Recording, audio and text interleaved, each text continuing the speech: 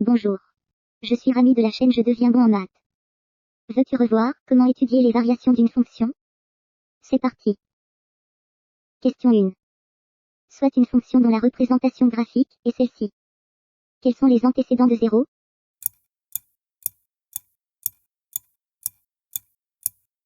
Lorsque la fonction est nulle, il y a intersection entre la courbe représentative de la fonction et l'axe des abscisses.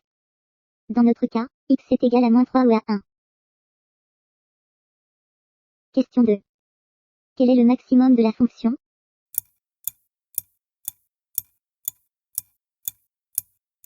Le maximum correspond à l'ordonnée la plus élevée. Dans notre cas, c'est 8. Question 3. Tracez le tableau de variation.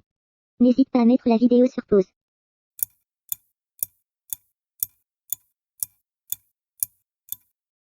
D'après la représentation graphique, x évolue environ entre -3,6 et 1,6. Elle est d'abord croissante puis décroissante. Sa valeur maximale est 8. En -3,6 et 1,6, la fonction vaut approximativement -5,5. Question 4. On donne l'expression de la fonction f. Démontrer les variations de la fonction par le calcul. N'hésite pas à mettre la vidéo sur pause.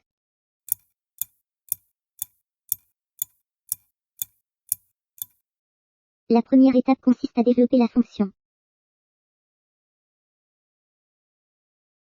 La deuxième étape consiste à définir deux réels, a et b et à calculer la différence f de b moins f de a.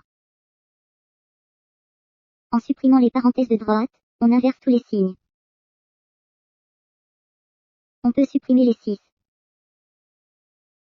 On ordonne les termes pour faciliter la factorisation.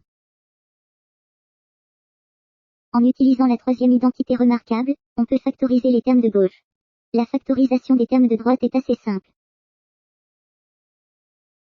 On remarque le terme a -b. Il permet de factoriser. Si on choisit a et b inférieur à -1 avec a inférieur à b, f de b moins f de a est positif, et la fonction est croissante.